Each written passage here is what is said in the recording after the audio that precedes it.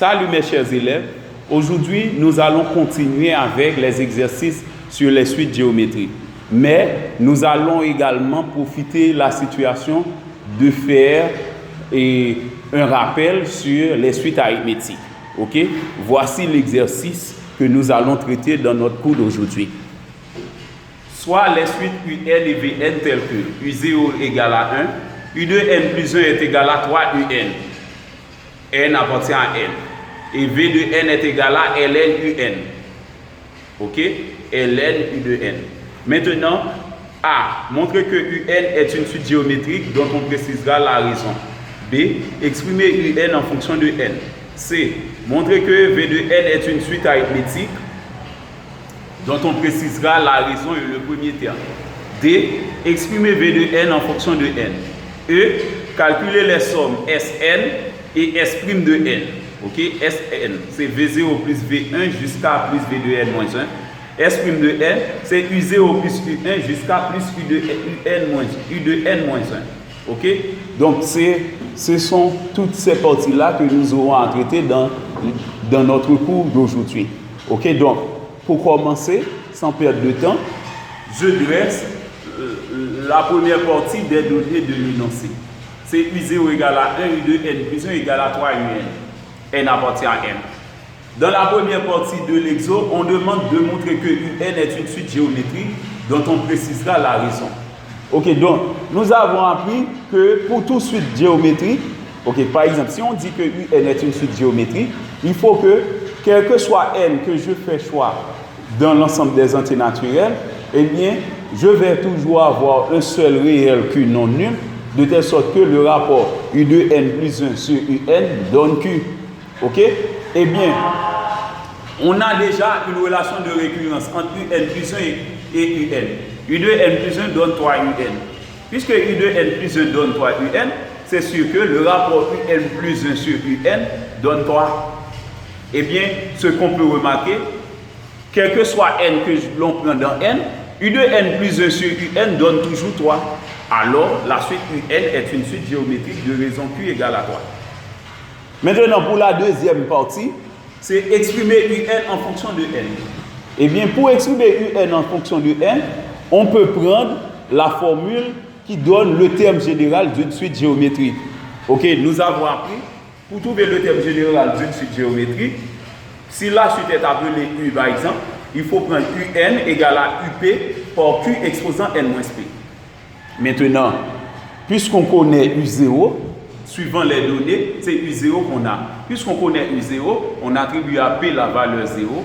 C'est U de N est égal à U0 par Q exposant N. Parce qu'il y a N-P, N-0 donne N. Maintenant, on remplace U0 par sa valeur qui est 1. Et Q par sa valeur qui est 3. Voilà, donc UN donne 1 par 3 exposant N qui donne 3 exposant N. Parce que 1 est neutre pour la multiplication. Donc la suite UN en fonction de N, UN en fonction de terme UN de la suite UN en fonction de N, c'est 3 exposant N. Maintenant pour la troisième partie, on demande de montrer que V de N est une suite arithmétique dont on précisera la raison et le premier terme. Ok, donc, puisque par hypothèse, on a donné V de N. V de N c'était Ln U de N, n'est-ce pas? Ok, on connaît V de N. Maintenant, je dois vous faire ce rappel. Lorsqu'on a une suite arithmétique, par exemple, si la suite est appelée V, eh bien, la suite V de N est dite arithmétique, c'est si et seulement si, quel que soit N que l'on prend dans l'ensemble de définition de la suite V, puisque la suite V dépend de U. Ok? Et U est défini sur N. Et bien, puisque U est défini sur N, V est aussi défini sur N. Donc, quel que soit N que l'on prend dans N, on va toujours avoir un seul réel tel que V de N plus 1 moins V de N soit égal à ce réel-là. Eh bien, dire que la suite V de N est une suite arithmétique, c'est si et seulement si, quel que soit N appartient à N, il existe un seul R de R tel que V de N plus 1 moins V de N soit égal à R. Maintenant, on fait V de N plus 1 moins V de N. V de N plus 1 Puisque V2N donne ln V2N plus 1 donne sans doute ln U de N plus 1, moins V2N qui donne ln U de N. Maintenant, on remplace U de N plus 1 par sa valeur, c'était 3UN. On a ln 3UN moins ln UN. Avec cette propriété, suivant la fonction logarithme népérien, ln A par B donne ln A plus ln B, lorsque A et B sont strictement positifs. Eh bien, ici, pas la peine de discuter sur le signe de UN, puisqu'on donne par hypothèse V de N égale à ln UN. Eh bien, ça existe par hypothèse, donc ln UN existe. Eh bien, 3 étant strictement positif, eh bien, je déduis que ln 3 par UN donne ln 3 plus ln UN. Et on a moins ln UN ensuite, on fait la soustraction. ln UN moins ln UN, ça donne 0. Donc, V de N plus 1 moins V de N donne ln 3. Donc, puisque V de N plus 1 moins V de N donne un réel unique, ok, qui est ln 3, eh bien, on en déduit que V de N est une suite arithmétique de raison R égale à ln 3. On a demandé de préciser également le premier terme, et dont le premier terme est V0 égale à ln U0. Puisque V de N donne ln UN, eh bien V0 donne ln U0, qui est le premier terme de la suite V de N. Maintenant, je remplace U0 par sa valeur. U0 était 1, eh bien V0 donne ln1. Or, ln1 donne 0, donc V0 donne 0.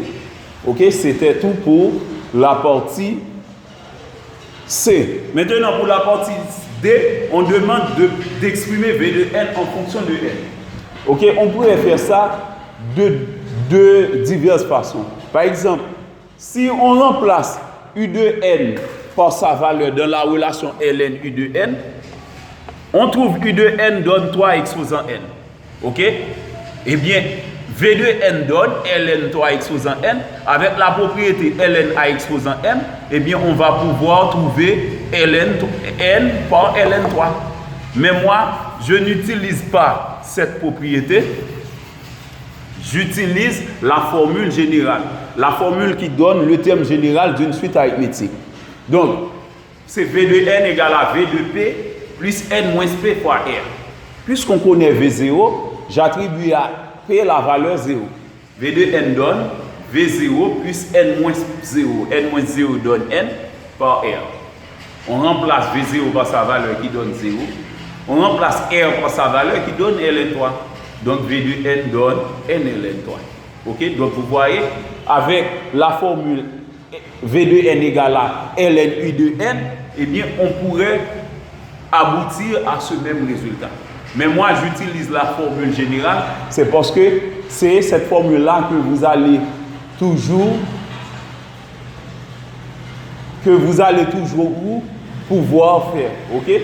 Dans les autres cas, donc le cas où on utilise ln 3 exposant N avec ln U N, donc ça c'est un cas particulier.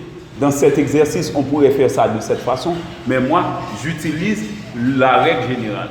Maintenant, pour terminer avec l'exercice, ok, juste avant même de résoudre cet exercice et cette dernière partie, je vous demande de bien vouloir vous abonner à mon channel YouTube. Ok, donc, parce que c'est la meilleure possibilité que vous avez pour vous familiariser avec les textes d'examen du bac. Et de plus, pour m'encourager dans le domaine. Ok, donc veuillez bien m'encourager. Ok, donc c'est la partie E que nous allons retraiter. Dans la partie E, on demande de calculer deux sommes. La première, c'est la somme des termes de la suite V de N. La deuxième, c'est la somme des termes de la suite U de N. Ok? La première, la somme des termes de la suite V de N, qui est appelée Sn. Eh bien, on commence avec Sn. Sn donne V0 plus V1 plus point de suspension jusqu'à V de N moins 1. Puisqu'on sait que V de N est une suite arithmétique, eh bien, pour calculer la somme Sn, il suffit d'appliquer la formule qui donne la somme des termes d'une suite arithmétique. nous avons appris, pour calculer la somme des termes du suite arithmétique, il faut prendre le premier terme, plus le dernier terme, multiplié par le nombre de termes, divisé par 2. Le premier terme ici, c'est V0. Le dernier, c'est V2n-1. Maintenant, le nombre de termes. On a appris de 0 à n, on a n plus 1 terme. Eh bien, de 0 à n-1, on va avoir n termes. Parce que n-1, on n'arrive pas à n, on arrive à l'avant-dernier terme. Ok, donc ce cas est vraiment extraordinaire. Ok, il y a un piège. Donc, l'élève qui va mettre n plus 1, eh bien, va perdre automatiquement l'exercice. Eh bien, donc, puisque de 0 à n, on a n plus 1 terme, eh bien, de 0 à n-1, on retranche le nombre de 1 qui donne n termes.